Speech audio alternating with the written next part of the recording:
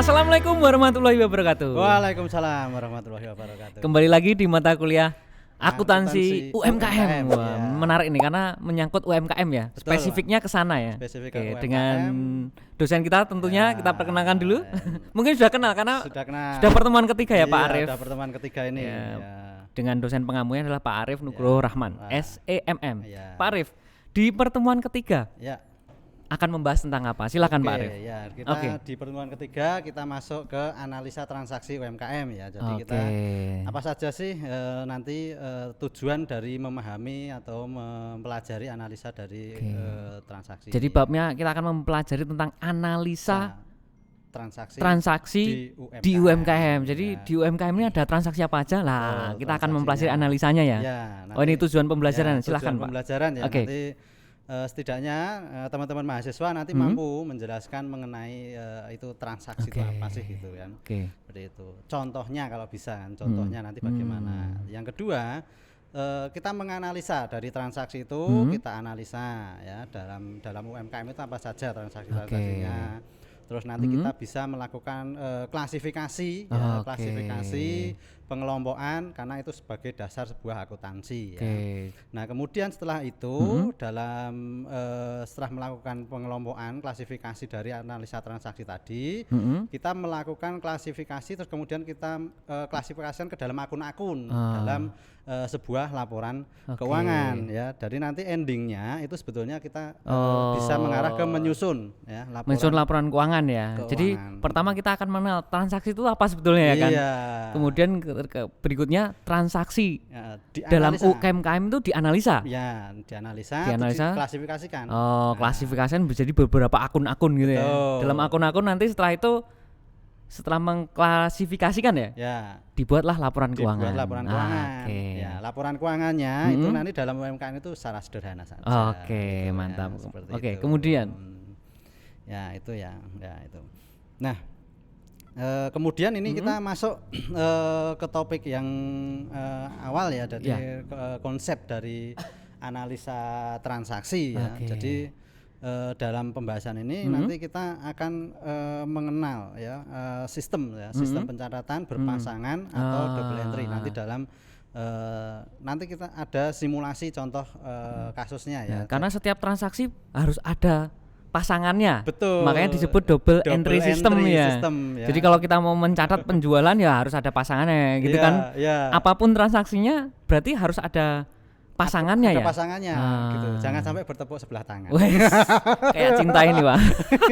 Jadi transaksi pasti memakai double entry system ya. Double entry system ya. Jadi seperti itu. Ya. Nah, nanti kalau ada sebuah transaksi kita perlu klasifikasikan, terus nanti dalam melakukan proses pencatatan, penginputan tadi nanti apa sisi debitnya, apa sisi kreditnya. Itu yang dinamakan double entry system ya, yang di debit apa, yang di kredit apa. Ya, itu namanya double entry system. Ya, itu. Nah, kemudian jadi proses melakukan analisa inilah yang dinamakan analisa transaksi dalam sebuah ilmu akuntansi. Ya, ini konsepnya seperti itu. Nah, kemudian analisa transaksi. Berbicara mengenai analisa transaksi ya. Jadi sini dasarnya memang analisa transaksi pada perusahaan itu ada dua, yaitu transaksi perolehan dana ya atau dana masuk ya, dan yang kedua transaksi penggunaan dananya atau alokasi pendanaannya. Jadi setiap transaksi kita akan analisa kan, dianalisa apa saja yang dianalisa, diklasifikasikan. Kita menganalisa transaksi perolehan dananya dan kita analisa dari penggunaan dananya. Ya, seperti itu. Ini dalam UMKM itu kan hal yang relatif itu sering ya, perputarannya sering justru kalau di dalam UMKM itu. Nah, itu UMKM itu relatif lebih cenderung perputarannya cepat sekali. Nah, jadi nanti dari dua itu ya, dari transaksi perolehan dana dan pengeluaran dana atau pengalokasian itu, nanti kita di breakdown lagi ada beberapa contoh transaksi yang memang sering terjadi dalam sebuah perusahaan ya. Nah, ini di UMKM juga sama nanti. Yang pertama yaitu nanti adanya transaksi setoran modal dari pemilik ya, seperti itu ya. Meskipun UMKM pastinya adalah modal dari pemilik ya, seperti itu. Oke. Ini anu ya Pak ya, A B C D E F G itu adalah jenis-jenis transaksi yang sering terjadi. Tapi di luar ini pasti bisa terjadi transaksi lainnya ya. Iya, nanti berkembang gitu. Pasti ya. Ini cuman jenis transaksi yang sering terjadi di dalam UMKM. Dalam UMKM seperti itu. UMKM, perusahaan secara umum ya.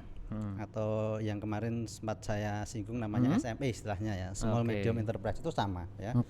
Jadi baik UMKM maupun SME itu relatif sama. Jadi transaksinya memang ada dari A sampai G ini ya, yang sering terjadi. Karena memang kalau kita ada usaha pasti kan, ada transaksi pembelian pasti, ada transaksi penjualan. Kadang kita pinjam dari luar ya kan, ada pembayaran biaya listrik, biaya lain-lain ya. Itu makanya kita simpelkan menjadi G ini yang sering terjadi di dalam sebuah perusahaan. Oke.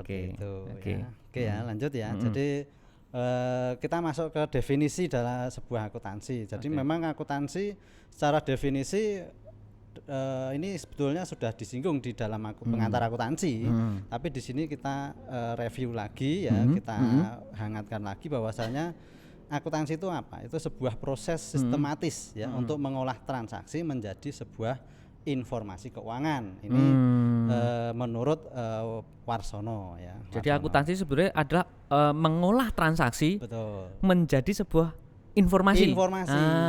Itu adalah akuntansi ya Pak ya. Akuntansi. Jadi kalau akuntansi cuma transaksi belum jadi akuntansi dong ya. Karena harus mengolah menjadi sebuah informasi ini. Seperti itu. Berarti endingnya itu harus menjadi sebuah informasi. Yang akan dimanfaatkan oleh penggunanya seperti itu. Maka dari itu akuntansi itu juga bisa dikatakan sebagai bahasa bisnis seperti itu ya. Bahasa dalam sebuah bisnis ya. Jadi memang bisnis tanpa bahasa itu kan sama saja, kalau ibaratnya orang itu bisu ya, nggak bisa komunikasi. Ya, misalkan kalau kita berbahasa Indonesia, kita ngomong ini bahasanya ya. Dalam bisnis itu akuntansi itu adalah bahasanya. Seperti itu. Oke ya. Nah, jadi memang nanti informasi keuangan itu wujudnya adalah berupa laporan keuangan. Ya, seperti itu. Jadi nanti laporan inilah yang akan dimanfaatkan oleh perusahaan sebagai pengambil kebijakan. Ya. Mau perusahaan itu mau ekspansi kah, mau investasi kah, ya. Seperti itu. Jadi informasinya ini berbentuk laporan keuangan. Yang nanti dari laporan keuangan kita bisa banyak hal ya untuk mengambil sebuah kebijakan, keputusan, mau keputusan internal atau ekspansi atau itu banyak macamnya ya. Nah, tapi tanpa ada laporan keuangan ya kita kurang baik ya. Sulit untuk melakukan sebuah mengambil kebijakan terutama. Ya. Dan jadi biasanya kalau asal-asalan ngambil ya nanti bisa salah. Salah tindakan ya. Salah keputusannya. Salah keputusannya kan. Itu juga riskan. Seperti itu ya. Jadi sangat penting untuk kita mengetahui pembuatan laporan keuangan di dalam UMKM tentunya, karena yang kita bahas di UMKM. Seperti itu ya. Kemudian Pak. Nah, jadi apa saja informasi yang didapat dari laporan keuangan itu ya. Yang pertama yaitu informasi mengenai kinerja keuangan perusahaan. Kinerja perusahaan ini diproyeksikan kalau dalam akuntansi itu laporan laba rugi ya. Jadi laba rugi sebuah perusahaan dalam satu periode. Jadi dalam laporan itu ada informasi tentang kinerja perusahaannya. Kinerja perusahaan. Apakah untung, apakah labamu berapa, bebanmu berapa gitu ya Pak ya. Laba atau rugi. Laba atau rugi gitu. Jangan-jangan rugi karena nggak ada laporan ya. Betul. Jadi dengan adanya laporan ini kita tahu perusahaan kita sebenarnya. Jangan bicara omset doang ya Pak ya. Betul. Itu kadang-kadang salah loh Pak. Kadang-kadang omset kita berapa? 400 juta. Ternyata biayanya 450 juta. Berarti kan rugi. Sebetulnya rugi. Jadi kalau kita dengar perusahaan ada omset ini ya kita harus tahu dulu. Betul. Pengeluarannya berapa sehingga keuntungannya laporan laba ruginya berapa. Laporan. Jadi kita tahu kinerjanya. Betul. Jangan berdasarkan omset kita ya. Iya. Nah, Oke. Ini nanti ini juga bisa kita nanti ini akan kita kembangkan terkait dengan nanti pelaporan pajak. Jadi manfaatnya ini selain mengetahui kinerja keuangan perusahaan, nanti kita juga bisa mengambil kebijakan terkait dengan perpajakannya. Seperti itu. Jadi dari laporan ini selain kita tahu kinerja perusahaan juga keuntungannya yang kedua adalah untuk pelaporan pajak mengambil kebijakan untuk pelaporan pajak gitu ya. Seperti itu. Jadi nanti sebetulnya ada di P3 perancangan pajak. Mungkin nanti dibahas atau dibahas di mata kuliah lain Pak di untuk mata pajak. kuliah lain di P3 itu nanti seperti itu. Ini hanya gambaran aja ya bahwa nanti dari laporan keuangan ini kita bisa untuk mempermudah kita membuat kebijakan tentang pajak. Seperti itu kan UMKM sudah ada kebijakan sendiri benar perpajakan ya. Nah, ini saya hanya menjelaskan relasi hubungannya ya. Jadi nanti kenapa kita belajar mengenai laporan keuangan di UMKM gitu loh, seperti itu. Jangan sampai kita nggak mempelajari itu akhirnya tidak bisa membuat laporan laba rugi sehingga kita kesulitan untuk melaporkan pajak. Mengambil kebijakan perpajakan seperti itu. Betul. Kemudian yang kedua jadi kita bisa mengetahui berapa perubahan jumlah modal pemilik dalam sebuah perusahaan ya. Ini dalam ilmu akuntansi ini mengenai biasa disebut dengan laporan perubahan modal pemilik ya, dalam sebuah perusahaan. Jadi kita dari laporan ini kita juga tahu sebetulnya ada enggak perubahan modal dari si pemilik. Misalkan saya milik usaha gitu. Itu modal itu bisa berubah-ubah ya Pak ya? Bisa ya. Kenapa kok bisa berubah? Biasanya ada beberapa permasalahan mungkin atau ada perlu penambahan modal. Itu sudah berubah. Jadi misalkan tak tambahin modal untuk bisa nambah besar perusahaannya. Jadi ada perubahan modal di situ ya. Modalnya di situ seperti itu. Jadi kita tahu dulunya itu modalnya sekian terus sekarang modalnya sudah sekian gitu ya Pak ya. Seperti itu ya. Itu nanti ada di laporan keuangan. Kemudian yang ketiga, jadi kita bisa melihat informasi mengenai posisi keuangan. Ya. Jadi kalau dalam istilah umum akuntansi itu biasa disebut neraca atau balance sheet. Ya. Itu kalau sejarahnya memang kalau neraca itu kan istilah lama ya, istilah. Mic-nya agak dikit-dikit Pak. Kalau neraca itu istilah lama ya. Jadi kalau yang terbaru adalah laporan posisi keuangan. Ya. Laporan posisi keuangan ini yang sudah mengadopsi IFRS ya, seperti itu. Ya. Ini informasi yang didapat yang ketiga ya, poin yang ketiga. Kemudian yang keempat, jadi kita bisa mengetahui informasi pemasukan kas ya dan pengeluaran kas atau biasa disebut dalam akuntansi itu laporan arus kas. Ya. Jadi kasnya masuk berapa, kas keluar berapa, itu mesti ada laporannya seperti itu. Ya. Jadi ini adalah informasi yang bisa didapatkan dari laporan keuangan. Dan ini sangat penting ya, karena kalau kita tidak membuat ini ya nanti kita nggak bisa tahu kinerjanya. Kita kesulitan mengambil kebijakan terkait dengan pajak. Jika kita nggak tahu perubahan modal perusahaan kita sebenarnya udah kita keluar modal berapa kan itu, dan modalnya siapa saja. Kita tidak tahu posisi laporan keuangan, sehingga ya kita tidak memiliki bahasa tadi. Jangan-jangan perusahaan kita memang tidak sehat dari segi keuangan. Segi keuangan. Tapi biasanya kadang pelaku UMKM itu kalau ada sisa uangnya mesti lari kemana-mana.